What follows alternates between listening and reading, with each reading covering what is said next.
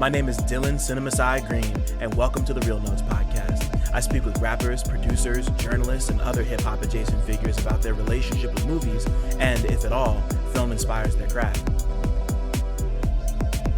My guest this week is Bronx-based DJ, writer, photographer, educator, radio host, and founder of HangTime magazine and HangTime radio, DJ Flwrshrk. We spoke about send help, finding Nemo, growing up around entertainers, melding together all her practices, the mark of a good DJ, running HangTime, and more stories and anecdotes that I can keep track of. Come fuck with us.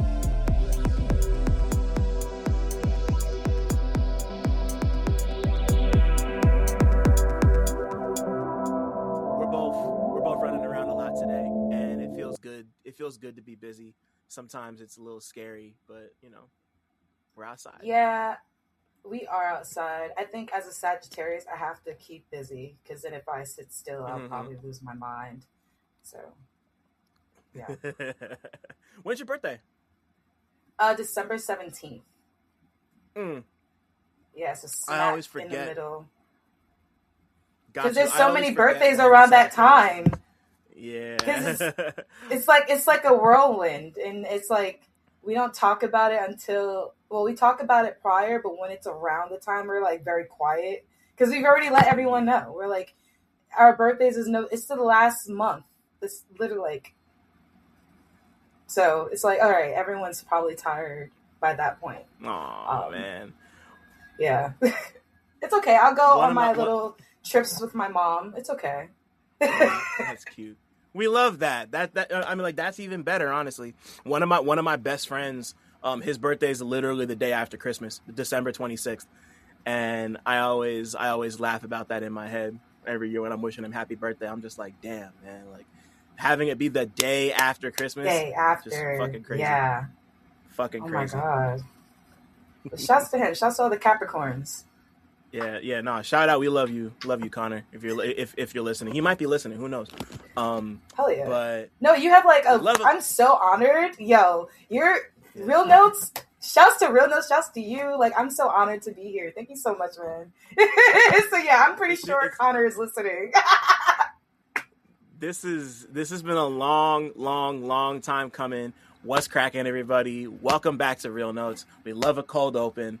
It's 1:00 on a Friday afternoon. I'm smoothied up. I'm dressed. I don't normally do these interviews fully dressed, but like I was saying off camera, I am literally leaving the second this is over. My name is Dylan Green, CineMasai. Got a lot of names, do a lot of shit, outside, inside, all sides. And I'm with somebody else who's got a lot of names and does a lot of shit.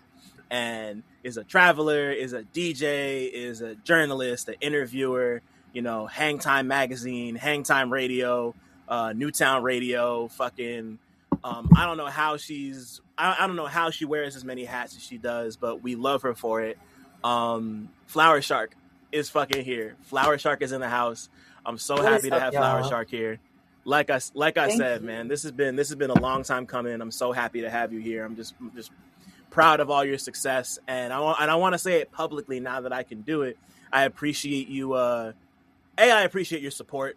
B, your friendship. C, you including Real Talk in your recap of indie rap live events of the year. That happened back in December. It was real special because that's the first time it's ever been mentioned in like an editorial context. So that meant a lot. So thank you. Like, I'm so serious. No, of course.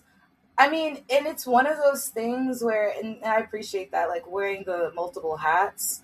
And I just ran into someone today and she was telling me that, I kind of see you as this connector. And that's kind of why I always had an issue with labeling exactly what I do, because it's really just like I see someone and see their capabilities. And then I know like another person where it could work or like it will make sense. So, yeah. And like with that being said, I've been a fan of your work, like writing. I've mentioned this to you before, like for a while now. So seeing you enter the space of an independent journalist more so, because like I feel like I have to show light on anyone that does that because it's really hard. And that's something that I've probably done, I continue to do, is try to reach out to people that are in the space as independent creators. Because when I was doing it, I was too young to understand what I was really doing. So I always come from it from like, let me support, or how can I help or be of assistance, because it's really just about helping or being with one another. Of course, there are times where like it can be hard when people even see your vision, and that's happened very early on too, where people saw what I was creating, but was just like couldn't match the energy that I was at, or like because with me, once the wheel starts turning, I keep going, I don't stop. And sometimes people, they're like, wait, I kind of need a break. And it's like, what break? So it's like, we're hardwired that way. I feel you. So, and that was like, in sharing that post, it was something helpful for me, because when I go out to these things, like I go to a lot of showcases, whether it be rap or even like the underground club scenes, like I'm pretty much posted up everywhere. So I'm just a fly on the wall, and I'm just taking video or taking photos on my phone. And that's really just the simplest form. Before, I used to carry my actual camera and like was doing event photography. And that's why I told you I think I'm down to do real notes with you now, because I already put out the first photography book and I'm working on the second, and I already have ideas on like the third volume. So I was like, I'm totally down to do this with you now, because everything again is lining up. It's all making sense. Whereas before, I think I was just doing the grunt work. So I'm like in this space where I'm not revamping, but rejuvenating all of the works that I've done in the past. Because like I said, when I started it, I was like 17, 18, didn't really know what I was doing. I just knew that I had the talent to do it. I was in these different bubbles, different circles with people that did similar things or helped me elevate. And shit, that's how I like knew about like you and even Andre and like a bunch of other writers during that time. Because there was people that were already like interning, but they were like working there. And so I was just like, oh, well, I'm like, shit. I was like, let me tap in, let me see what they're writing about. Because that wasn't even a thing that I wanted. I never wanted to write for those places. It was more so like, what are those places writing about? And how can I do something similar? Because I don't know, it was just like, I wanted there to be another space. And coming from like the blog era, it was just like, I saw that blogs had more power, even though they're not like supposed to be these like publications or anything. So it was just like, so it's just, I'm in this, what is it, solar return for HangTime, I guess, because everything's finally making sense. And I think that even I can sometimes fall in the right headspace, and I'm taking more breaks. I understand the importance of breaks now. So like, I'm not just like, oh, wheels turning, let's keep going. So it's like, all right, the wheels are turning. Let me write this down. And how can I continue this when I'm back in the zone? So thank you. Wow. And I'm glad that there's going to be more people. Billboard's going to mention it one time. Cause you be having everybody, like you be interviewing everybody, man. Like, yeah, man, I'm trying. I'm trying. You know, I got thoughts and ideas for what I want to do and expand and do fun shit. But yeah, I mean, I remember when you told me about the photography book and how you were like planning it out and just like wanting to do it. And I remember just being like, that's amazing. Like, I know you got it. Like, just, and I don't have a copy yet. I'm so excited to go out and get a copy. But I was gonna say, I'll link out to it at the bottom for people who want to go find it. Like, please, like, go support Ebony. She does great work. That's why she's here. It's called Clubhouse Rules. I was taking a lot of photos, like I said, like underground, like hip hop and club spaces at the time when everyone was kind of in the same rooms. Now it's a little bit spread out, but I would say like when I was shooting, so this was like 2015, 16, 17, 18. Everyone was all like under the same like roofs. Like, it's funny when I look back at a lot of photos and I'm like, oh shit, this person was there. I was like, and like, again, I think, and that was something that I like a lot of people loved about me when they asked me to take photos, because I was so young, so naive, and didn't know who was who. I was just taking photos. I was like, I would take a photo of you, take a photo of you, take a photo of you. I didn't care.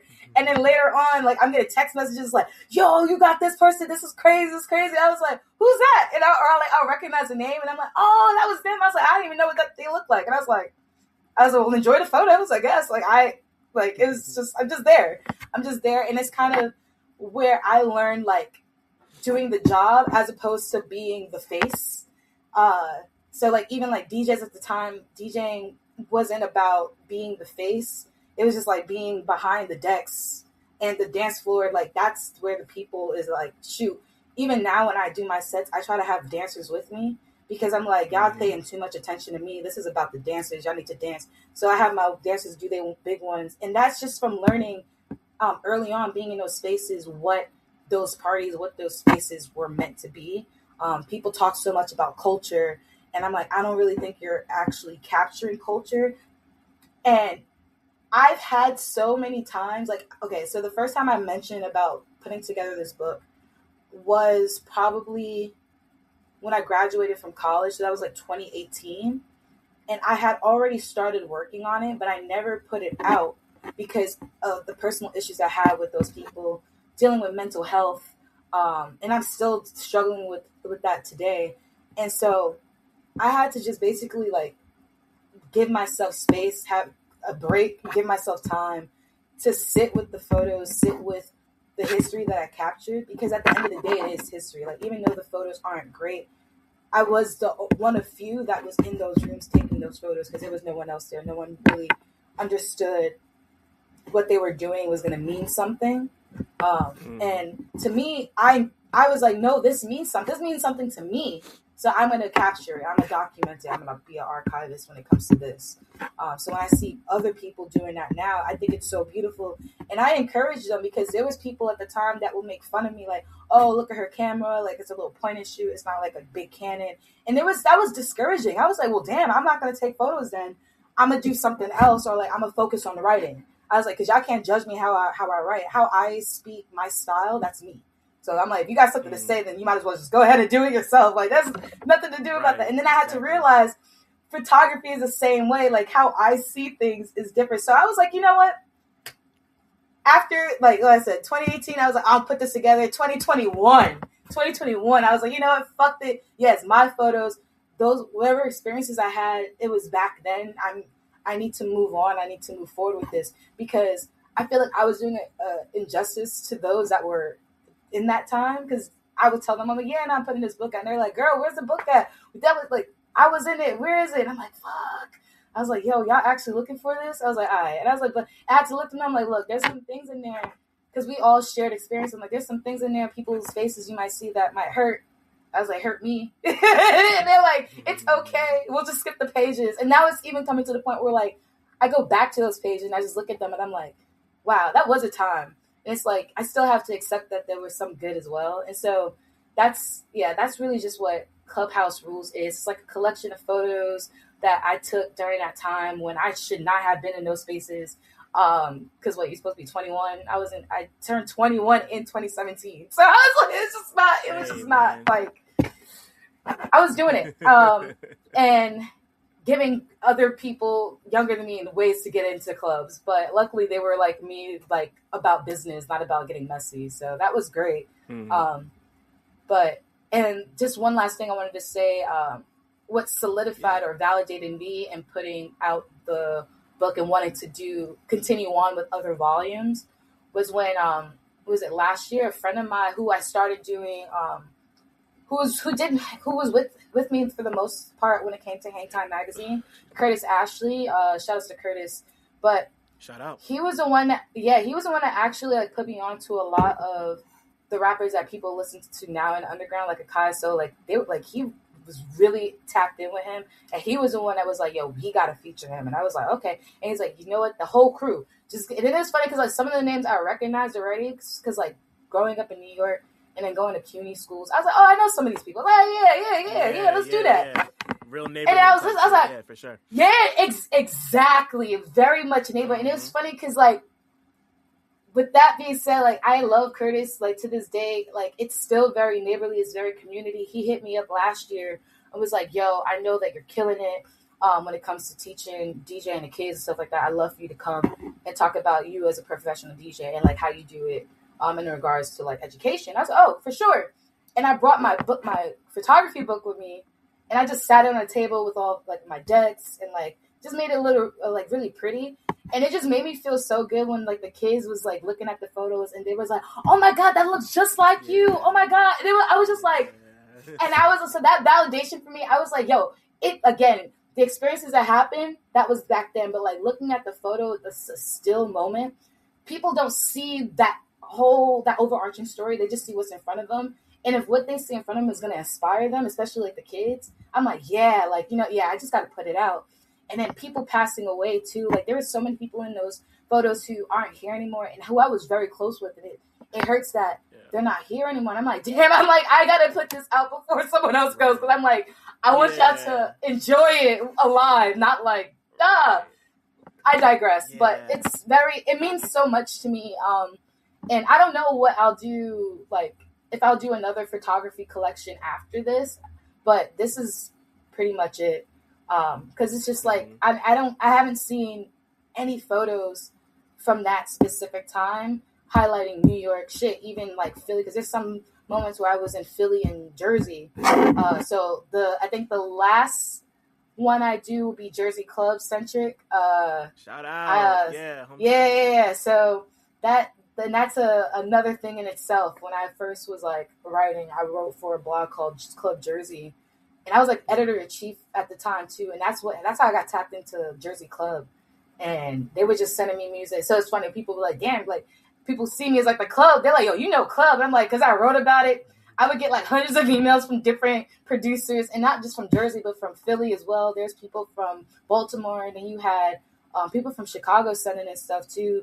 And then the dude that started it, he's from like the UK. So there was people from the UK who's like inspired by the Jersey club sound and like inspired by house music, was like, oh, I want to submit. So I'm just like, all right. And then like, again, like people follow you, and it's like writers, DJs, like people will just be following who they like. So it's like, they're like, yeah, we like what you writing about. They follow me from Club Jersey to everywhere else. And I'm like, okay, cool. But I get it. That's like the spiel for that. Yeah, thank you for that. That's yeah, no, of course, no doubt. Like there's so much you brought up there that I want to get into, but I'll probably save some of it for later. What I want to say for now is two things. One, about documenting people who've passed away in photos. It's very sad. You wish that you could be able to give people that while they're still here in some way, shape, or form, but like they live through you. Like that's something that I've kind of had to come to grips with myself, just like in the way, like I've written about plenty of people and started relationships, and even people I haven't written about, just like people who aren't here anymore. And it's just like, damn, I wish you could see this thing that kind of has you in it, and you can maybe like it could be really tough sometimes. It's real sad. Yeah. But like I got to remind myself all the time that they would want you to keep doing this. They would want me, you, whoever, to like keep doing what we do, you know? Yeah, because honestly, that's how like our stories and our history keeps going. And I've been doing a lot of reading, and most of what I've been reading is saying like just living, witnessing life. We are a species that tell and share stories. So yeah, man. Pass it on to the next person for sure. You're absolutely right. Yeah. It can just be hard to get out of your own head sometimes, and you know, like just like I mean, like grief never really ends. That's another thing you just learn as you get older, is like grief never really stops. Like it gets better, I guess, like to a certain extent, but it never ends.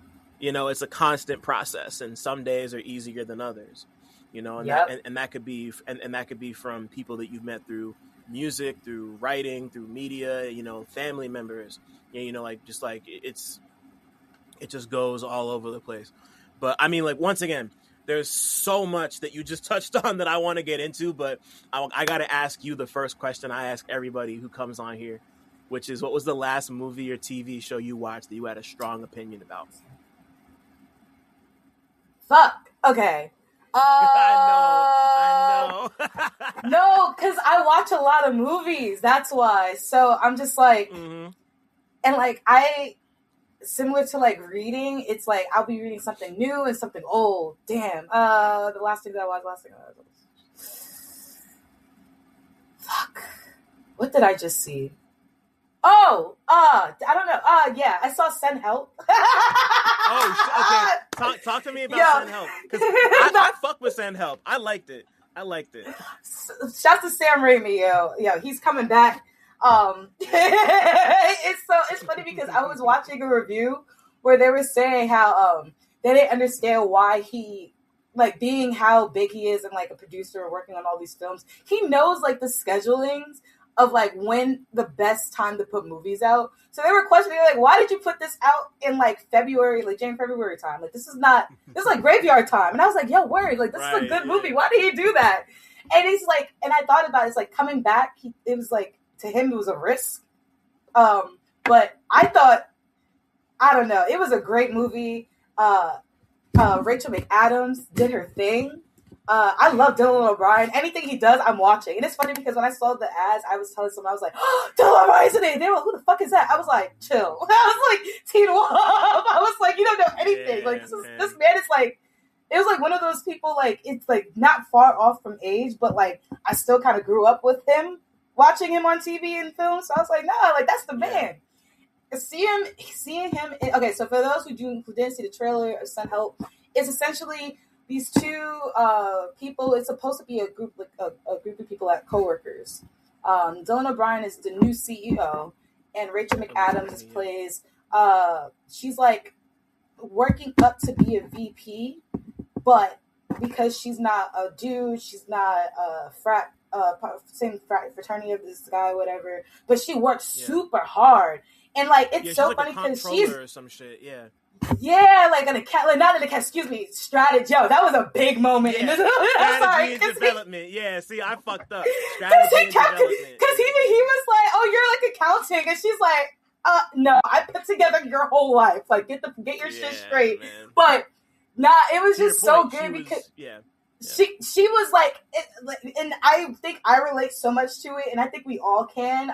It's just that when you're in those power dynamics where you don't have the title, but you do the work, it's like, nah, I'm working up to it. And being in that space, working in office life and like even in like advertising, I always was like, oh, the next thing.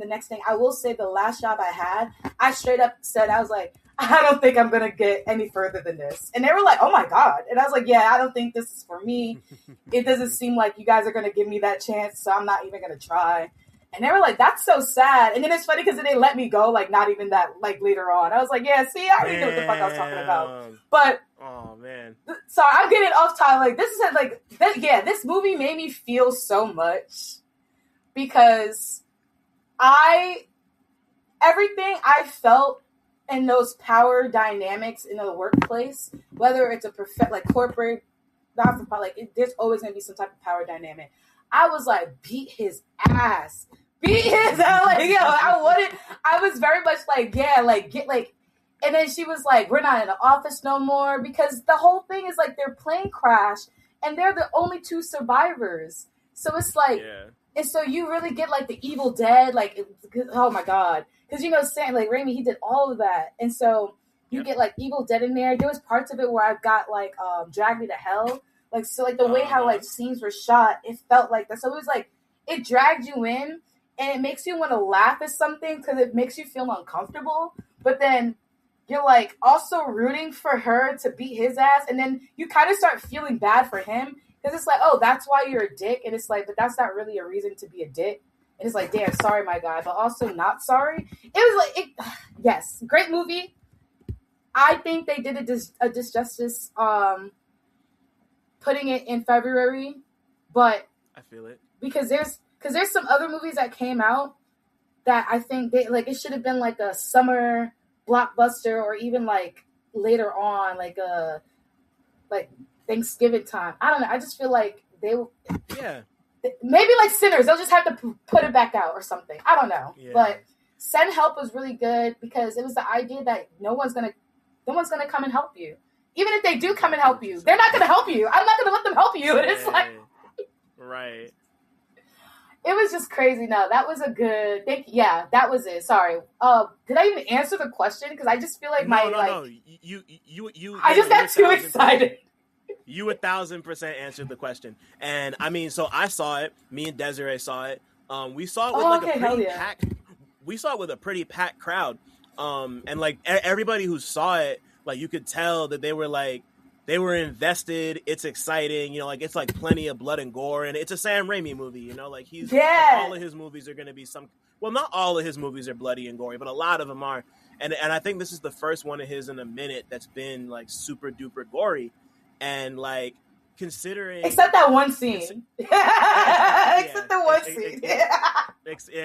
one scene. But like considering how like one of the things I really appreciated about Send Help is how like it's such a straightforward type of survivalist. We're trapped on the island together, and we're just gonna let the personalities clash, and like it's so straightforward in the way it presents itself. But then every once in a while, like she'll like kill the boar, and then there's gore all over the place. The only it was a riot. I had a great time watching it. I'm so happy I got to see it in a theater with like a decent amount of people who are all like super like that's the type of movie you go to see in the theater so you can feed off everybody's energy type shit, and like I love that about it. I had one, not even an issue, but it was like one thing that I wish they would have done. I wish they would have made Rachel McAdams a bit more evil. I feel like she could have gone further in even though she went plenty far in a lot of ways, but I feel like they could have went even further with the way they portrayed her in that movie. Personally, like he like Dylan O'Brien deserved everything he had coming to him, but I still feel like she could have been. I think she went over. Yeah. I think she went over that line because. She could have just killed him. It could have just been him. She almost castrated him. So I mean, like even me saying that sounds kind of crazy, but even thinking back on it, I'm like, this could have because you still understand where she was coming from. 1,000%. Yeah, it was. It was. Yeah, no, sorry. It's like obviously we have share the same sentiments. I respect your opinion for sure. I think it makes sense that they didn't go too over the top with that because it still kind of connects back to the beginning. Like she still was this soft, like spoken person, and was very more introverted. Like she had a pet parrot. Like she was like if anything, it was like this snapping moment. So she could become evil. I can see her becoming more evil like after that because her getting like her living her life after that is pretty. It pretty much tells you it's like. You have to pull others down so that you can get up. And it's crazy to think that way, but that's essentially what happened. But you aren't so upset about her doing it because she was already doing so much work, not getting any attention, not getting recognized. Dude literally took her name off the work and was like, nah, this is me. I made this. Like, what? Like, moments in life, and that's funny, I feel like that's why I got in trouble a lot when I worked in those offices. I didn't stand for that. Like, nah, unless you was working with me, this was no group work. This was me. And if it was bad work, I'm going to take ownership for it. But this is what I did. I did this. So I can totally understand her snapping and then realizing like, oh, we're in my territory. I know this shit. And it's crazy that they were just making fun of her for being a survivalist. And it's like, look at you now. Like, look who's helping you need now. Man. Like, that's get like, out of here. You gotta like, when you have the skills and then all of a sudden, everybody who was laughing at you on the plane, it's just like, oh, well, you know how to fish and like Dylan O'Brien, it took him forever. But when he broke, he was like, hey. Did he ever really break though? I think, like a little bit. Did he ever really break? Like when he needed to eat at that one point, I could tell like it was like you could tell he was scheming, but it was like it was through like you could tell he was hungry and he was like, I kind of need some of that sashimi and that grilled mango you got going on. Like he was hungry. Yeah. Because it's like again, we will do the grimiest things when we're hungry. Yeah. And it's funny. I see that in Underground all the time. I'm like, oh, y'all just hungry. And it's come to the point where I personally stepped away from people that are too hungry. And if people don't think of me as too hungry, I'm fine with that because I'm not that hungry where I'm going to push and shove others in front of me. There'll be moments where I might lose my own sanity and like have my Rachel McAdams moment, but at least I can come back from it. She never came back. That girl ain't coming back. That girl is not coming back. She's not coming back. And now she's the CEO. She's got the self-help book. She's golfing. Is she the CEO? She's full stereotypical CEO. Yeah. Yeah, no, she came back. And I guess. Yeah, she's a self-help CEO. Yeah. She's the only boss. So she's the only person. Yeah. That was a great ending. And it was like... It was great because it was predictable. You knew that was going to happen, but I still didn't think it was going to happen like that. I was like, oh my God. Like, so good. Yeah, no, that's definitely one of those situations where it's like, oh, they're not going to do that. And then they did it. And it's like, oh, you know, like, and I remember like watching it. I felt at first I was talking to Des about it. And I was like, at first I didn't like the ending. And I've sat and thought about it just because of like how like damn like okay it was just really it just kind of happened and then I was like oh it's just over.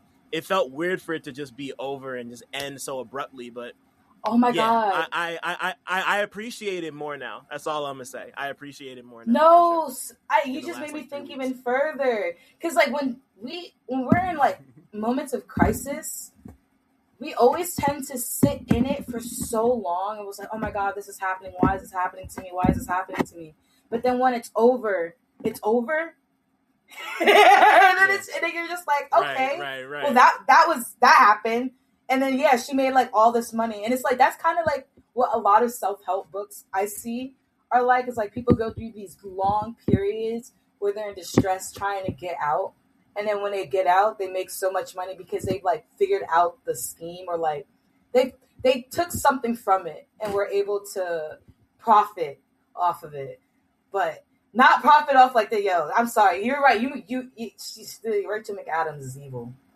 They made her evil, and it's funny because I was thinking I was like, oh, how are they gonna make this nice woman so evil? And then I remember I'm like, oh wait, Mean Girls, duh, yeah. I was like, she got this. She got this. Yeah, but, oh my God. She was able to handle it. Before I forget, I want to do a little digging into your viewing and listening history just from way back. What's the first movie experience you can remember having, Ebony? It could be at the theater. It could be at your cousin's house. It's just like the first thing that comes to mind for you. I've had so many. I could think of like when I got pneumonia. Okay, let's go. It was that's the one. My uncle took me and my cousin, my brother to see Finding Nemo, and it was lit. Finding Nemo, yeah. So, shouts to Finding Nemo, the best movie, the most referenced movie in pop culture. Well, not the most, but it's definitely referenced a lot. It's referenced a lot. It's referenced a lot. Up there for sure. And I think and it's funny. There's two movies in there because the pneumonia is really not great, but I got pneumonia because after we saw the movie and like it wasn't a great time. I had a great time, but my uncle wasn't happy because I had spilled popcorn. Like he gave it to me to hold, and I forgot what I was. I think I just like kneeled over and then I just spilled all the popcorn before we even got into the theater. So he was pissed. He's like, damn, I gotta buy another one. And I was like, well, what are we gonna eat during the movie? And he's like, yo, I was like, you gotta pick this up off the floor. I was like, no. Yeah. And it's a Sunrise. I don't know if you've ever been to Sunrise Cineplex, but you don't want to eat off the floor at Sunrise. Don't want to do that. It's gone now. I saw Blade Trinity in there. Don't want to do that. Yeah. So after that, I got pneumonia because he left us because he didn't have the keys to my mom's house. So we're just outside. My cousin's telling me, you're going to get sick. You shouldn't be outside like dancing in the rain. I was like, what do you mean? Like the rain's not going to do anything to me. And I get pneumonia. And then sitting in a hospital, I was out. I was out for like 3 months. And like, kids in my school literally thought I died. I remember coming back and they were like, she's back from the dead. This is like second grade. Second graders are like not the greatest. Like at all. They suck. second graders suck, but yeah, they thought I was dead. They were like, oh shit. They was telling me how they was throwing stuff in my desk and stuff like that, whatever. But while I was gone, I was in a hospital, and I really got obsessed with Harry Potter. And it was just like the idea of like having magic. And then I was just like hoping, I was like, well, I'm in this hospital. These doctors are going to do their magic on me, and I'm going to get out of here. And it's like those two movies were very definitive in my life, because I didn't even know I was going to survive. Doctors was like, yeah, like, she's not going to make it. And my mom's like, oh my God. And I'm just like, well, at least I saw Finding Nemo, and I'm watching Harry Potter. Like, this was great. Like, it seemed like a good time for me, except for not being able to breathe. But it was just, yeah, it is funny, because then after that, I was just like, I wanted to read more after that too. So then I started getting more into fantasy, fairy tales, supernatural, things like that. Interesting enough, after a near-death experience. But it's not even like, yeah, I was like 5, 6, because it's second grade, and my birthday's December, so like late birthdays. But right, yeah, that was like the first, because like I honestly, I have a lot of memories with movies. Like, it's not even. I think I remember that kind of like the most traumatic experience. My fault. Sorry to interrupt, but I just wanted to shout out the Real Notes Patreon one time. For as little as $5 a month, you get exclusive goodies like video of every interview, 2-day early access to every interview, an invite to the Real Notes Discord server, exclusive access to the Real Talk Movie Night archive, and early pre-sale links for all live events. If you want to give a little more, you get other exclusives like retro 60-second movie reviews and monthly 90-minute workshops with me, where we can discuss whatever creative questions or projects you might have going on. Head over to patreon.com/realnotes. That's REELNOTES to join right now. I repeat, all videos will only be available on the Patreon. Thanks for listening. Shout out to my patrons. Now let's get back to talking. I guess. Yeah, how could you forget something like that? Like, it's a very traumatic experience. I remember sitting with my mom watching all Lord of the Rings, because that's something that we do. My mom loves Star Wars, and my uncle. So like sometimes, like, because siblings, they love doing shit together. So they're like, got to bring our kids into it. So now I'm watching it. I got to memorize everything. Got to know who Darth Vader is. Stuff like that. Yep. I feel like I've always been a consumer of media, like film, TV. I love that. And I think growing up in a family of artists, because my mom's an opera singer, my dad, he like is a DJ, sometimes makes music, but he's more of like a DJ, and I respect him for that. I respect just straight DJs, because that's a lot within itself. Sure is. Everyone, like, there's like jazz musicians in my family, so everyone like understands like art and appreciation for art. So growing up, it was always like, when you watch a movie, you need to sit down and look at who worked on those films. So like my mom and even my uncle, like, that's something that is like big in my entire family, where we try to sit down through the credits and see like who worked on films, and also understanding that like we had family members that worked on productions as well. So it was like kind of that thing, like we would wait to the end of the film to see our family's names on those films. It's like, look, there's our cousin's name. So and it's funny doing that with my mom, because she was in Maestro. What is it? What's that man's name? Bradley Cooper. He did that film. But she was in that film. So like when we sat there for that, and we were just sitting there, it was like watching. I was like, look, it's your name. And it was funny because she didn't think that they were going to include her name. She thought they were just going to include like the group, like, because sometimes like if it's like a choir or like a singing group, they'll just say, oh, the like Philharmonic or whatever. But they like legit put all their names. And I was like, that's what's up. So it's like things like that. And it was funny. Like I was telling her, I said, I love how our things is like movies, entertainment, like that's something that we share together. So like to sit with her and like she was a part of this production and see her name, and I was like, look at that. I was like, it's all full circle. So yeah, and I don't know, like people, we've been like really big in Broadway. Like my grandmother's been on Broadway, bless her soul. Yeah, everyone in my family is in, like we're entertainers. That's what we do. Yeah. I tried to take the route of not entertaining, which unfortunately did not work out. So yeah. It didn't work out. Fate and shit, you know. I want to touch on that for a split second because my father also works in the industry. He sings. He used to roller skate. He was a part of a doo-wop. Yes. He does a lot of he does a lot of like voiceover work and like extra work in movies and shit these days. And yeah, like it's always like I can't remember the last time he was like mentioned in a credit, like in the credits or something, but you know, just seeing him in commercials or seeing him in like the background of like a Netflix thing is always super duper dope to me. It just makes me happy. My mother wasn't involved in the entertainment industry. Well, actually no, like they skated together, like that's how they met. But like my dad was like, he's like, music is in his blood in a way that like he passed that down to me in a very specific way. So you know, like it was always ordained that I was gonna wind up doing something like this because like I grew up playing music, and singing and shit like that. But I just figured I just had more fun documenting shit than I did creating it at that time.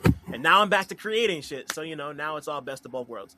But I just like that. You know, like that makes I think our relationship to movies and music that much more special because we have like somewhat of or not even like an inside look, but just like we just have like a more of an understanding for the process of it all. You know, like it's like we can operate within it based on feeling and based on like we know how the sausage gets made, as it were. You know, so that's always cool to me.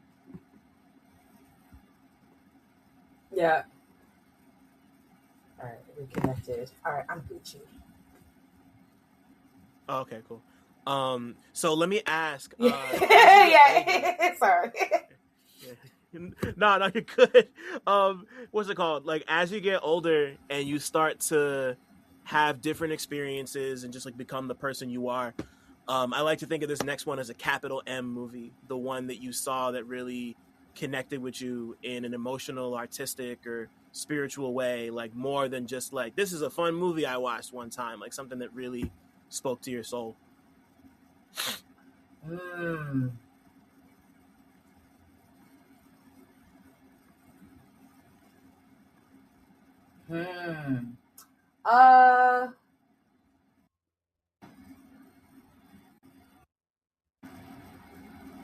Damn, I actually don't know. Also, don't know why my internet says it's unstable because I'm not even connected to that. I'm connected to something separate. But fuck, I don't know. Maybe West Side Story. I would say West Side Story because that was a movie that me and my grandma watched like all the time. And like it's one of those things, and it's again going back to Broadway. And there's times where I find myself listening to just the recordings that they did for the Broadway when I feel sad. I guess I really like Big M. I love musicals. Musicals really like put me in a good headspace. Because like I'm sure, because even like other stuff I was thinking like those are musicals as well. Like I love High School Musical, that really spoke to me. Camp Rock spoke to me. Dreamgirls spoke to me. All the versions. I don't know. I think anything where like music is heavily involved speaks to me. And I think those are usually like my favorite movies as well. Even like with Sinners. Sinners was really good because the music overall spoke to me. Yeah, and I think honestly, I would say like West Side Story was like the starting point for me when it came to that, because like seeing productions and seeing how like fantasy can take up big budgets and you can like make put like a set any way you want, and it's like when you're on Broadway, when you're in theater, and when you're doing musicals, like you have those sets, but they're not as paid attention to as the vocalists. So. And of course, I love romance. I love the story like Romeo and Juliet. So West Side Story was really cool, and then just it being in New York, and yeah, Sharks Forever. no relation to Flwrshrk, but sharks forever. Fuck the Jets. Sorry. I mean, they had the pay, but you're a Jet. I'll sing along, but fuck the Jets, yo. Like, how you killed your own mans. Like, nah, no, they didn't. No, but they technically did. By putting him, like, shooing him away, forgetting him because he wanted to be with that girl. Nah, that was all on them. Yeah, that was all on them. Yeah, honestly, Chino would never killed him if it wasn't for them. Yeah, low key. He would not be dead if it wasn't for them. Fucking Jets, man. Nah, but yeah, West Side Story was that was one of those movies that I love my grandma. I really do miss her. I miss her a lot every day, more and more each day. But sure. We like sit down and watch a lot of musicals again because she was in like a lot of the musicals, like worked on the production. So she's like, you got to see what they did. And I'm like, all right, grandma. So it's like, all right, let's watch this. But I think my love for musicals and like wanting to watch things with music was because of her. And it's funny because when my mom was growing up, she loved Prince. So she wanted, when Purple Rain came out, she like begged them to take her to see Purple Rain and she wouldn't let her go.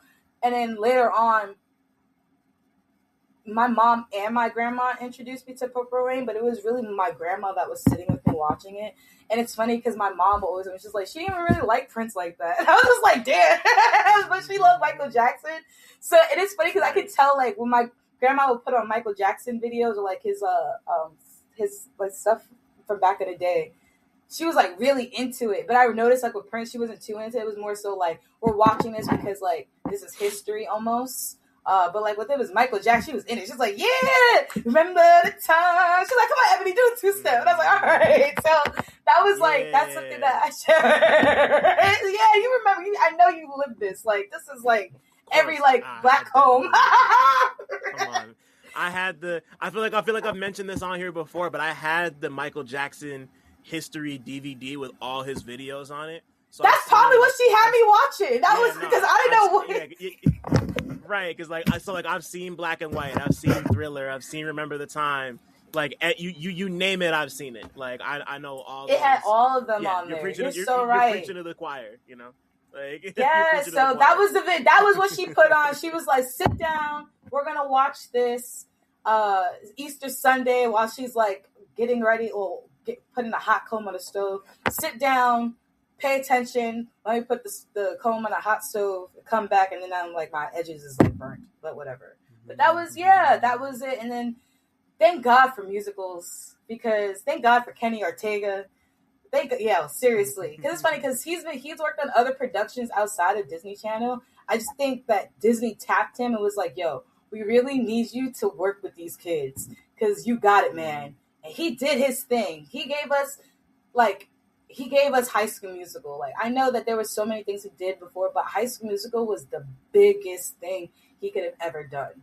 Like, for at least my generation. We loved it. I was sat for that. I was sat. So I'm gonna say something that might be controversial. I've never seen High School Musical all the way through. It's of my generation. Like it's of our gen. Like it was. I was there for it. I remember the phenomenon. I've heard most of the songs. I just like that was like as a fan of musicals myself, that was one that like I never felt super compelled to go watch it, and I just never got around to it. But I think it has to do with like age. It has to do with age for real because when it came out, I was 10, so I was really like sitting in front of the TV. I was literally in high school when High School Musical. Yeah, so you weren't. Yeah, no. I was thinking about high school. I was like, oh, is this what high school's gonna be like? Like, let me tune in. So that's what I'm like, because this is the same time Hannah Montana came out. And I was like, this is like, I feel like, yes, we are part of the same generation for sure. Yeah. But it's like that's why I have to ask, like, where in that? Because depending on what experiences you're living, it could still be a little bit different. Like, you'll be aware of it, but you're not going to be like, that's not going to be your encompassing, like, that's not your bubble. Because there's people like, and that was something my mom had to learn because when she sings with other people, she's meeting people my age. So she's thinking like, oh, like, yeah, my daughter, like thinking that they'll, sympathize with her. saying like, yeah, like she loved like the Jonas Brothers, like I don't know why. And then they'll like start breaking into song like "Stepping into the Love," and they're like, oh my, and she's like, wait, you're a fan too? And they're like, yeah, that was like my time. And they're like, and she's like, wait, how old are you? And they're like, oh yeah, we're 30. And she's like, Jesus Christ, you're just like her. And I'm like, I laugh on the phone. I'm like, you met another me. Let's go. And so they're like, and I love those people that she's with, because I feel like she's still dealing with me, even though she's at work. I'm like, there you go.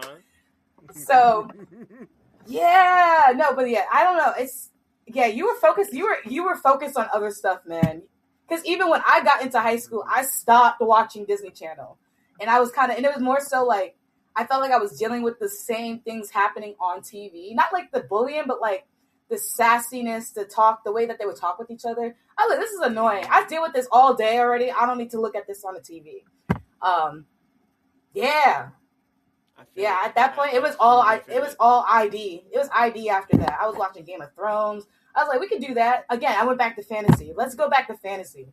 I think shit was too real that I wanted to tap out. I was like, I gotta tap out. But you gotta balance it for sure. Yeah, I 1,000% relate to that.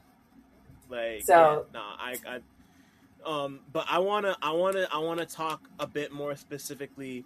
I mean, you already kind of sort of answered the next question I was gonna ask. I usually ask like, when did music become capital M music for you? But you've already kind of answered that. So I think we can move on to like we can kind of mix it with the next question after that, which is always like, when did you know music was going to become more than just a hobby for you? And that's like a multi-layered question in this context, because like, obviously, you have this experience with your parents and your family being involved with music and Broadway.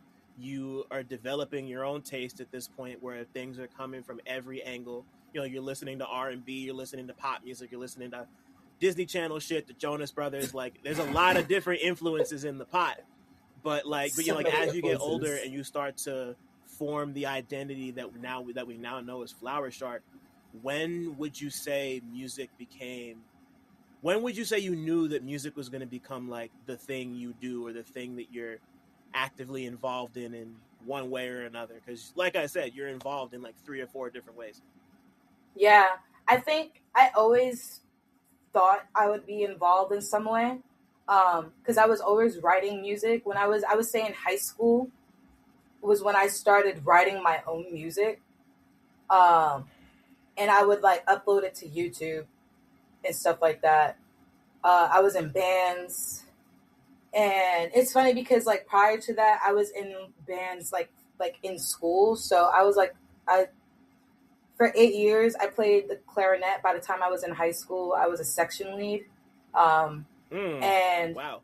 Yeah. So, and then, like I said, my mom, singing, she got back into singing around the time when I was in high school. So like when she was practicing or rehearsing for auditions, sometimes she would have me help, but I just like let her know. I'm like, yo, look, I'm not really a pianist. Like, I just like to know the chords of the songs I like to play. I was like, that's about it. I'm not trying to play your whole aria right now. Like, that's crazy. I'm not Mozart. That's not what I'm gonna do. It's going back to what I do now.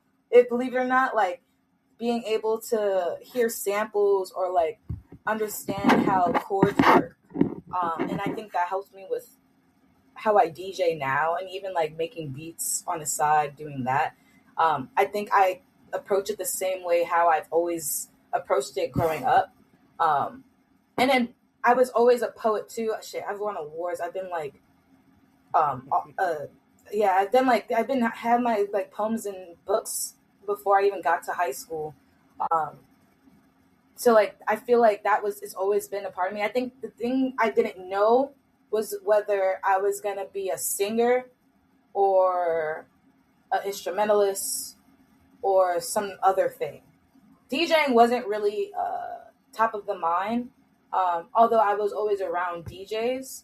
And not even my dad. I didn't know my dad was a DJ or was a DJ during such a prolific time in hip-hop until 2 years into me DJing, and it was because someone else told him, was like, yo, you know your daughter's a DJ? He's like, what? And I was like, what do you mean? And he hit me up. He's like, yo, I gotta get you tapped in. And I was like, I'm kind of tapped in already, but what can you help me with? Like, what's up? What do you? It became one of those things where it's like, you know, how, like parents want to always like guide you or be like that stepping stone to help you into those places. Yeah. And I think he realized that he couldn't do that for me, and it made me sad a little later on. At the moment, I thought of myself like big boss. I was like, yeah, I don't need you. But then I was just like, damn, like that could have been like a moment that we had together, and we still had like certain moments where we like talk about music, or like I'll run into his friends from back in the 80s. He's like, yo, you saw this person? Like that's crazy. Like tell them I said what's up. So like sharing moments like that. But I feel like a lot of it was really finding it on my own. Because, like, even my mom, like, she never really put too much. Was like, oh, I think you should do this. It was like, oh, here are these things. And she'll put me in programs. She's like, there was this thing called Tada. I was in Tada, like, when I was in kindergarten. And that was, like, a program in Manhattan where they, like, taught kids how to tap dance, sing, act. So, like, it was, like, again, everyone in my family is entertainers. They saw that I was creative and did a lot of art around the house at such a young age. And they were like, hey, this might work out one day. Let's put her in there. And then it was just like, whatever I gravitate to. And it just so happened that I gravitated to DJing. It's funny because, like, it's one of those things where someone else had to tell you, like, when I really picked it up in 2015, and I was doing like my radio show in like college and like having guests on, and I would have some people from like high school pull in, and they would be like, yo, like it's kind of dope seeing you do this. I don't think you remember, but you was helping the DJs at the dances. And I was like, oh, word, you're right. And I remember that I was the liaison for the DJs we hired, and I would tell them what songs that they should play. And then because of that, they would be like, yo, I need you to stand right here and be like the song request person, or like let me know if things is good, because like they were just doing their thing. And I didn't realize that I was that was helping me. Even like I would say like high school was a pivotal moment for me when it came to curating music, because this is when talent shows became a thing, showcases, fashion shows, and then even in college that continued. It was like, who's got talent? Like that's something that's normal. That's a normal thing that we do. But I didn't realize that me being the person that would help put together these mixes for people was DJing. It may not have been the software that I use today, but I was definitely putting together playlists or like mashing songs together so that it will work for these people's dance routines on the stage. And I'm like, it didn't hit me until later on, and when people brought it up, was like, or like said, oh, I wasn't surprised that you'd be a DJ because like you did this. And I'm like, oh. I was like, yeah, like, again, I'm just living my life. I was just doing things that just like interest me. And it's just something that it's a testament that like my mom did. She was like, yo, you can be whatever you want. I'm not going to tell you what you should or could be, but here's how, like, this to help you. And that's, I do that now. Like, I try to learn as much as I can, because it will help me, and it has helped me. Clearly it's helped, like, but yeah, I think high school, because like even then, that was when I realized it's like maybe being in a band isn't for me. Like I tried being in like 3 different bands and none of them worked. The last one worked to the point where I was able to write 4 songs, so I thought that was a win. And I mean, hey, now like sometimes that's all you need. And it's funny because one of those songs, I've even shopped around to people. I was like, yo, like I wrote this years ago, but it is like an indie rock type of song. So I was like, yo, I know a lot of indie rock people. So I'd be like, yo, y'all interested in this? Some of them, there was like a couple that said they were interested, but then again, bands fall out, so they fell out. So I was just like, yo, it's just, honestly, I love DJing because it's really like a one-person thing. Of course, you can have like assistants, you can have people helping you, like you can have like a team, but like you just need your hands, the turntables, and the mixer. That's it. Right. All the other stuff, the amps, I be crying when I be going to the same venues I'm DJing at, and they got like a full band before me, and I'm like, oh my god, y'all good? And they're like, we'll get through it. I'm like, yes, you're gonna get through it. And I'm like, I don't miss that. I don't miss that at all. Like, just like waiting at the curb, watching people loading. I was like, this is a lot. Loading in DJing wise is a lot. But what they got, that's why I never complain about the shit that I carry. Cause they, and I still work with them. I see that I be helping them because I'm like, I can carry the other side for y'all. It's not that hard. I got 2 hands because my USB's in my bag, so I got my hands. Right. So it's like I can help you.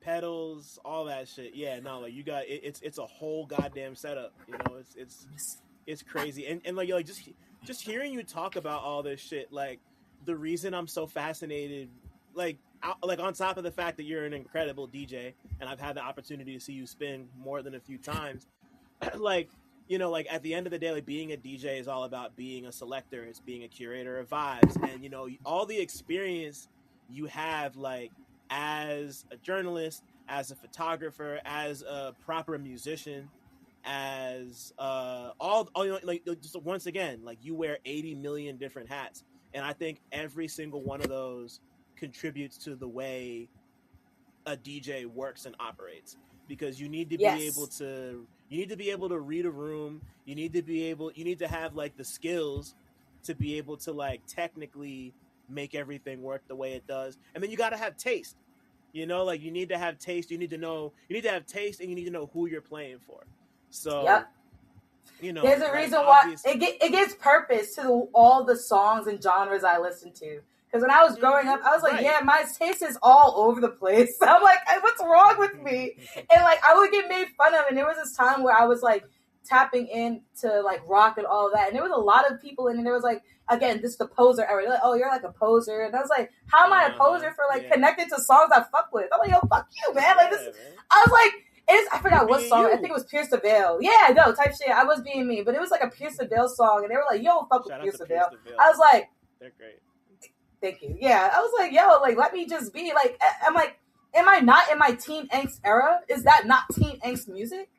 So, to me, I was like, I stopped talking to those people. But I was just like, yeah, no, music is for whoever it connects with. So, and damn right, I'll play a rock song. Yeah, like, that's the point of being an open format DJ is, like, I love being able to play whatever I want. I love opening up for people. I think my radio show is, like, one of my favorite things to do, because when I have my guests, that's where I can use that time to curate. Like, for your episode, I was like, oh, I know he's going to love these songs, so I'm going to play these songs.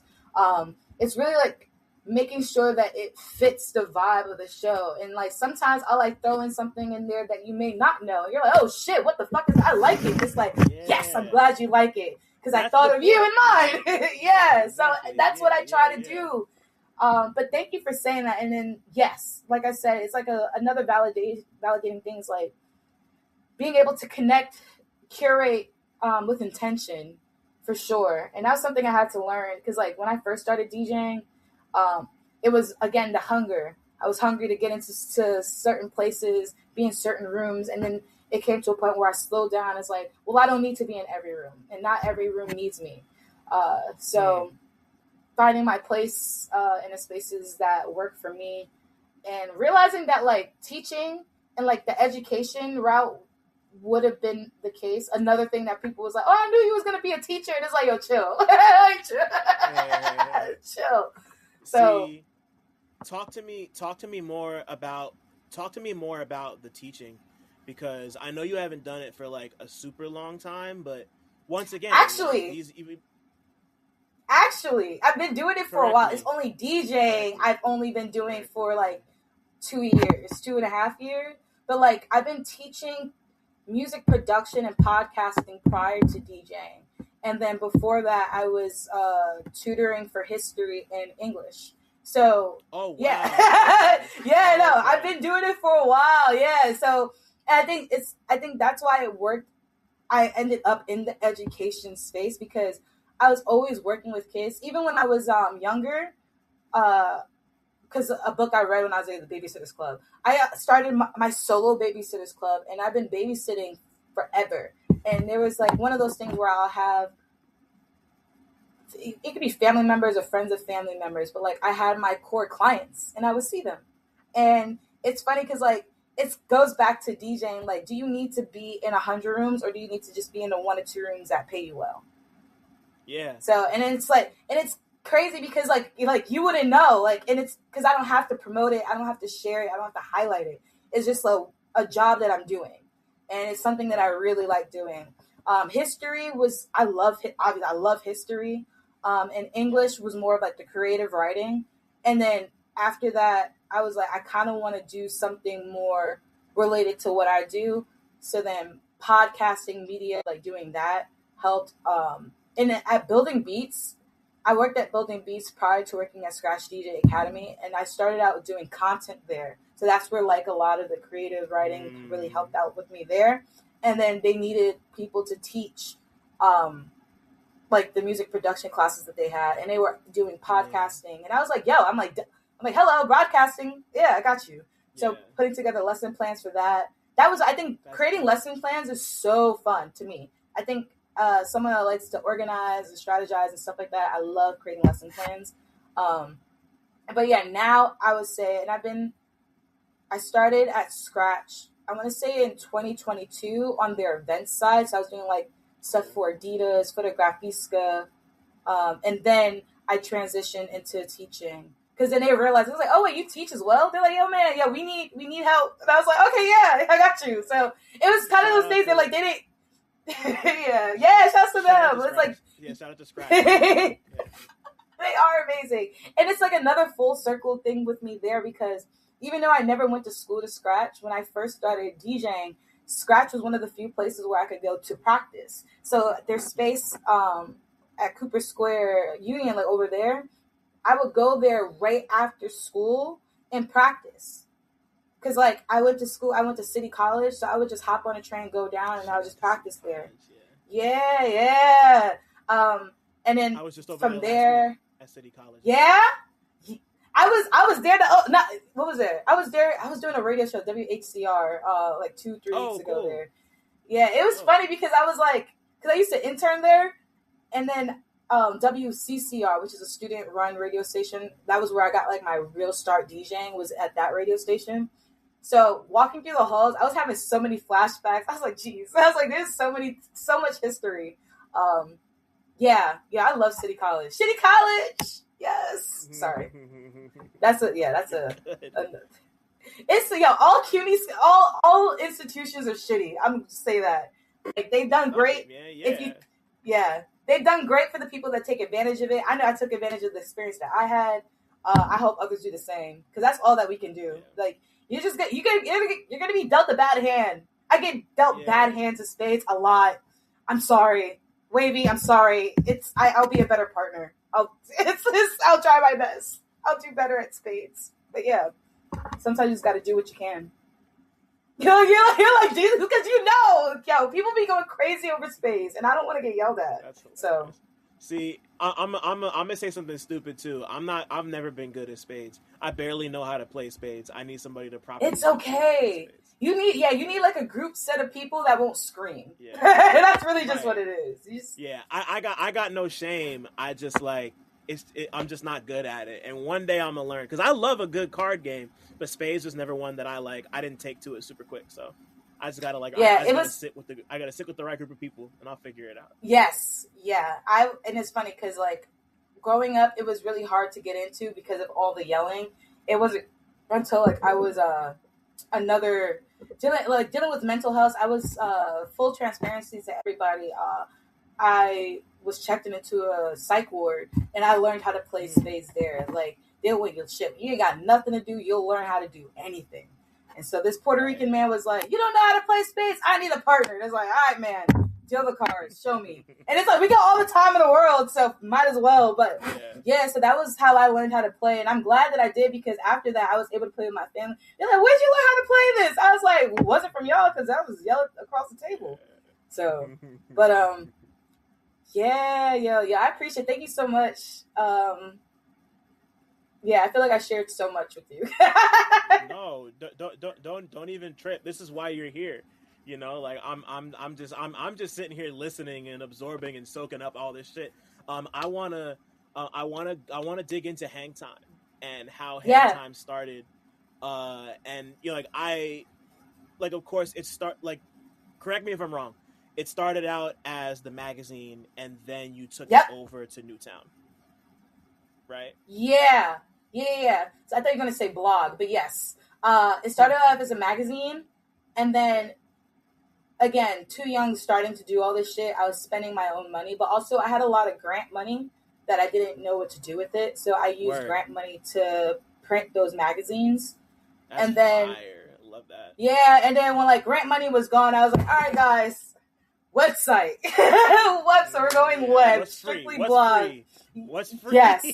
Mind you, websites are not free. It's just it just looks like it's free. But I foot that $400 bill every year to make sure that the site is running, because people still go back to it, and that's something that I had to like remind myself that a lot of the things I do on there aren't necessarily like timely, aside from like at the time it was like new releases, reviews. I'm trying to get back into the timeliness. I have a friend that was interested in doing film reviews, so I was really excited because that was something I wanted to tap back into. It's been a while since like I shared anything film related on there, but when I first started HangTime, it was essentially a literary magazine, and it wasn't just strictly about music. I feel like I lost myself when it became about music, and it's so funny because Substack is a new Black Twitter, but Andre shared like something this morning. He shared something on there this morning, and it hit me because it was something that he did yesterday. It just made me think about my own experience, because like when I first started HangTime, it was about bringing art by other artists to the people who couldn't access it. Whether it was poetry, photography, there was sculptures in there, short stories, and then it was like if people wanted to write reviews about stuff, they can do that as well. But then I realized that the people that were more tuned in were the artists, but then I remembered it's because they were being featured or highlighted. And so I was just like, what is for the people, and then what is for the culture? And then I got so stuck in trying to, what's the word I'm trying to use? I'm just like trying to like I'm trying to like appreciate or like cater to, I'll just say cater for now, but cater to the artists that it lost itself. And but it was cool because it brought in a lot of people who was very passionate about music, passionate about hip hop, I should say. Because there was a point where like it was mostly just like rap and hip hop and shit. Even the jobs that I was taking in advertising, because like that was like HangTime is something I'm extremely proud of, and it's gonna be around even after I die. But they were like, yeah, like you should kind of like highlight it as like the New York rap or like underground rap shit. And I was like, it's not that. I was like, it's not that. Like, it's everything. Right. And I realized, like, I wanted to step away from focusing and highlighting performing musical artists. And if I wanted to do that, it would be more for the showcases. Because at the end of the day, these people want fans. And when I started HangTime, I wasn't trying to garner fans. I was trying to garner readers that were interested in art. Like, that was what that was about. It just so happened that, you guys became the limelight. But that's because that was my proximity. I was so close to you. Like, my friends, like, we're all surrounded. Even now to this day, everything is centered in music. But I wanted HangTime to be not just about music. Even that's why I try to have artists on the radio show that aren't even that. I did not want it to be called HangTime Radio. I wanted it to be called HangTime Music, because HangTime Music, I do the HangTime Music showcases, and I featured so many different acts on there. I've worked with so many. Shout out to Big Flowers. There was a year where he like hit me up and was like, "Yo, I got a bunch of people from Buffalo that I would love to highlight," and I was like, "Word." I was like, bro, I don't know shit about Buffalo, so I trust you. I was like, I I fuck with you, so whatever you say, I'm down. And then he knows that show, for sure. Yeah, no, that show was so lit, and it's crazy to see. Like, there was so many people between Brooklyn, Buffalo, Rochester, all in that space. I was like, yo, and it was like my homies who they're tapped into like the underground, but they're more focused on themselves. Because like, again, I don't think I'm ever focused on myself. I'm more so focused on like the broad of the mass. So, but to that moment, they popped in and they were like, yo, what the fuck is going on in here? They saw it was funny. One of them, they knew the rapper that was on there. And they're like, yo, how'd you pull her? And I was like, I didn't. I was like, this gotta talk to that guy over there. They was like, nah, like, I've been listening to her shit he was like Chango. They were like, I've been listening to her shit for years. Like, she's like on a whole new wave, a whole new era. I was just like, damn. I was like, I just said yes. That's all I was like, all I did was say yes. Bro hit me up. And I was like, yeah.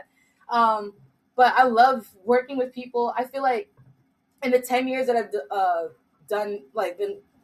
been doing HangTime, it's been and still will be a magazine / blog. It will still be showcases. It will still be radio, broadcasting, podcasting. During the height of the pandemic, going back to interviewing people that are not here anymore. I took that's time to do all of my business remotely, and I'm so grateful for it, because had I not, I wouldn't have been able to done interviews with some of the people who I like considered role models, or like have helped me look at things differently, or like with a different perspective. Shout out to Tim Dalla. He's like really one of the pioneers of Jersey Club, part of Brick Bandits, and like he was also one of those people that like would let me know, like, yo, these are the type of artists that you need to be tapped in with. This is who you need to talk to. Like, one of them ones. And like, I just been like, shout out to Like That Records, but if it wasn't working, like having that partnership with them. And that's another thing. Everyone who you see me around, I've known for like 10 plus years. Like, they've seen me like with a camera and like tap me on the shoulder for something. And then again, it's like with a 10, I've got this great thing that I think you can do. And I love that, connecting the dots, being able to work with people just off the strength of respect. Really, it's like I see what you did, I see what you've done, and I want that. I want that energy. I want that value in here, and so that's. I mean, I just want to print again. That's really just I just want to print again, and The photo book is under HangTime. So like once the ISBN is all set, I'll be able to print that because HangTime is registered as a publisher. So like that was the goal. The goal is always to like publish. Being published at a young age, I always thought it was cool to have like that. What is the word? I'm like losing. I've been interviewed. It's funny being interviewed. I was interviewing someone earlier, Jesus. But it's hilarious. Crazy to. Yeah, no, that's what I was like. I like just got back from the radio station. I was like, yeah, I just finished. But it's just, yeah. HangTime will always be. I want it to be print again. Doing Clubhouse rules forces me to go back into print. And it makes me feel good having something physical. I love physical. I love having physical things. Being able to have the photo book is basically saying like, even though like the magazine is on hiatus and like you guys just need to look at the website, look at the radio show, like that doesn't mean that print is not done for me. Like I'm not done, not with print. I love print. Are you kidding me? I have so many books, so many magazines. I collected magazines growing up as a kid. I wish that we could still do that. I don't think the articles are that great anymore, but in the past, some shit was fire. So I was collecting that. Yeah. Look, they want to keep dropping our writers. I'm just not going to buy. Like, who's writing? I don't know any of those writers no more. Yeah, so like, they're like, oh, the subscription is down. You keep firing the journalists. Stop firing them. How about that? Now I'm on Substack because they all want Substack, dumbasses. But what a concept, yeah. That's what I'm saying. Like, it's crazy. I'm glad that they're going to Substack as opposed to creating their own website or like their own like publication, because that's a lot in itself, and it's the reason why I'm still going ahead with it, with like doing on me. Like people are like, why didn't you stop? I'm like, I already put so much work into it. Why would I stop now? Right. Speaking as somebody who did go off and co-create their own publication, it's hard fucking work. You know, like and you know, like hearing things is more than just like we're not just a Substack. We're not a Substack period because we're not on Substack. But like, you know, like it's like it is like a mini publication, but it's like we're a mini publication, but we're also a newsletter. So it's kind of hard to it like we exist in that middle space because like we are like the difference between something like that and something like Substack. Most people who write on Substack aren't being edited. And a lot of the people that I read on Substack happen to be great writers without needing a crazy amount of editing. But a lot of people on Substack don't know how to write without being edited. You know, like but they're gonna learn. It's like with practice, with practice, and that's something, and it's and that's why I love things like that, because not everyone had Blogger, not everyone had Blogspot. Right. We were on that. We had the practice to do that. We were. The people, we were. Yeah. The writers that are on Substack now who don't need editing, they had all those years of being edited, and that's it's funny. Like, it's come to the point where like a lot of the writing that I do now is so specific. Like my sentences are so short because I speak. I speak and run on sentences. I feel like since I was younger, that was like my biggest issue. They're like, you have so many run-on sentences, like this needs to be broken down, da da da. So now I do that, but there are times where like I let the way I speak actually come out onto the page, because that's how people know that it's me talking. And with those writers and the people that are on Substack that are getting into writing, they're gonna learn what their voice is. And then, and it only comes with time. That's not something you figure out overnight.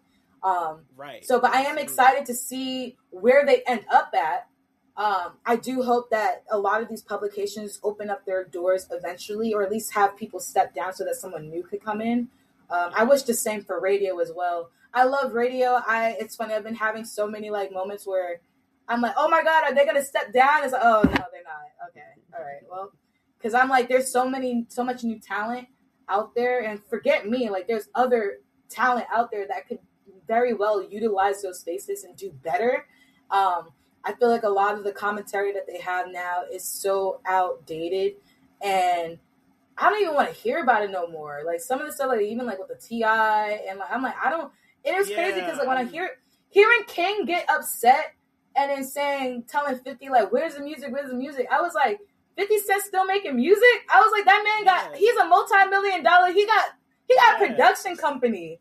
Yeah, I was like, I get T.I. like 15 years or some shit. Like that's what I'm saying. I was like, y'all talking about different things right now. And then T.I. comes in and he drops a song. I was like, that's on par with you, my guy. I said, but weren't you in comedy? Aren't you trying to like figure out your whole comedy thing? Because you stink, and that brother. shit looked trash too. His stand-up. I love T.I. Grew up, but he's learning. He got to keep doing it. He got to be humble. He got to be humble in the space. Yeah, exactly. Yeah, he's because he's not humble. He's going in there like, oh, I'm the king of Atlanta. Like, yes, you're the king of Atlanta, but you're not the king of comedy, my nigga. Nah, like, there's like 5 niggas ahead of you before that. Like, I'm sorry. And there's 5 before them. 25, son. No, but that's what I'm saying. Like, before he even get there, like, there's levels to this shit. Like, he's not even there. I was like, you got to be humble. I said, and there's people in that space that was doing this shit as long as you was doing music. So it's like, you got to remember, like, you just can't be coming in there. Like, you could go in there and be like, show respect. Just like how you like, oh, I got to respect the kids on the street. Respect the people that's in the room with you. How about that, my guy? Like, yo, like, what? So it's, I'm like, things like, that's why I'm like, see, even the way, like, that conversation we had about that, those are the types of things these people need to be commenting when talking about that. Not like, oh, what he said about his mom, like, no, why are we talking about women? No. Yeah. We got to talk about, like, that was the first thing I saw. I was like, he was like, oh, but no disrespect. No, it's already disrespect when you say no disrespect. Like, that's it. Why are we talking about, like, let's go on to the next thing. Yeah, so they're basic. I do believe. That's why, you know? Like. And they're biased. They've been around for so long.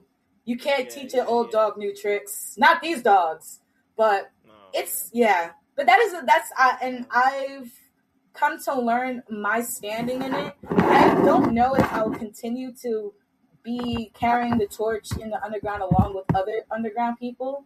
But I feel like that might just be the case because it's just like anytime I try to enter into the mainstream, it doesn't work out. So, but I'm also very much okay with being close to others, if that makes sense. Like seeing you at the rap shows, like I love being at that level and connected with the people.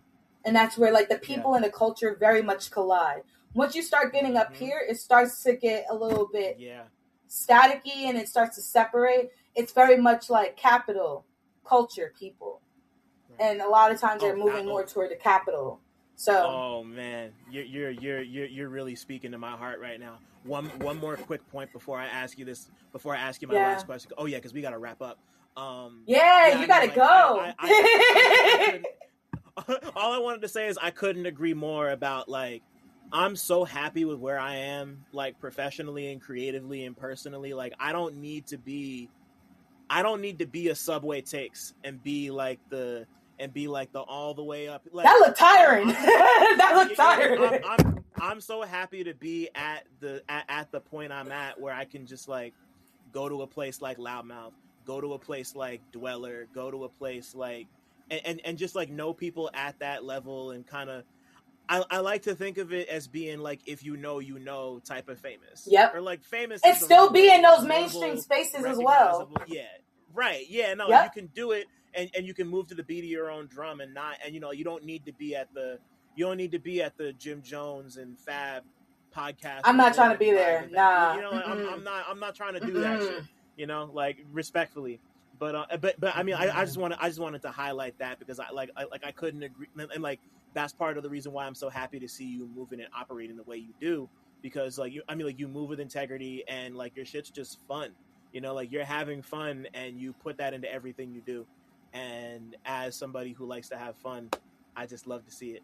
Thank you. Like, this is, of course, it's really my pleasure. I could talk to you for another 2 hours, but I got it. I know. I know. This has been so great. Like I swear, this has been amazing.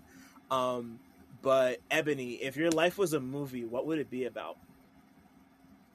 Oh, it would be a comedy sitcom or like a romance. It would be exactly what it is now. It would be exactly what it is now because I feel like every 5 years someone says, "Yeah, I feel like your life's a TV show." I'm like, I think it is. There's a audience. They're applauding. They're like crying. It's very much giving that. Man, I would say my life is Insecure.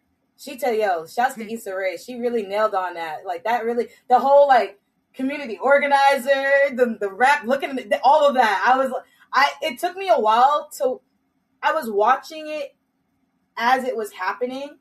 And then like the last 2 seasons I had to tap out because I was like, this is too specific. It's too specific. Yes. It's too specific. I was like, I gotta get out of here. But like that. It's very much like the comedy, the romance, the fuck ups, Faith having like working with nonprofits, working with people. Another thing will probably be rap shit. They should have never took it off rap shit. Rap shit should have always stayed on. Like that was definitely amazing, I feel like there was a lot of moments in there where I lived it. Both sides. I was like, even if I'm not as those 2 shows, damn man, fuck HBO. I was like, I said fuck Ice, fuck everybody, fuck everybody, Fuck Ice, fuck Israel, fuck HBO, fuck get them out of here. Like this is just crazy, but I would say that my life would be like Insecure rap shit, or like a mix of those 2, because I find myself in both of those situations of Insecure and rap shit. Randomly meeting rappers that you would never think, and then hearing stories and seeing them do things that I would not expect. It's like, whoa. Yeah. I know a lot about your favorite rappers, guys. That's all I'm gonna say. I know a lot about your favorite rappers. That's it. That's a whole other conversation, man. Yeah, let's leave it at that. That's it. I know a lot about your favorite DJs too. That's it. Like, yeah, no, we'll be back to talk about that shit at some other point. Or not. Just figure it out on your own. Or not. Or follow the breadcrumbs on your own. But Ebony, thank you so much. Like I said, I've been admiring everything you've done forever. So Likewise. I'm just like so happy that we finally like got the time to sit down and chew the fat for a minute. You know, like yes, I'm so glad. For everything you do. Honestly. No, like, seriously. I'm glad that we were able to do the exchange because last year you were on my show. I'm glad to be on your show this year. Yeah. This is like, yeah, thank you so much again for having me on yours. Like, I didn't say that at the top, and I meant it's okay. To be asked, for real. You said it enough last year. That's fine. That's okay. Don't worry about it. I was just saying, I'm thanking you, so I appreciate it. I'm so grateful, and I'm looking forward to the rest of this season, man. Oh my God. Thank you. Yeah, no, we got what I hope are going to be some fun surprises lined up. So just, just stay tapped in. We got some shit going on over here. You already know. Thanks for listening. Shout out to y'all for making it this far. And shout out to all the black people listening too, because y'all really impeccable. Don't forget to like, subscribe, and tell a friend to come through next time. 1.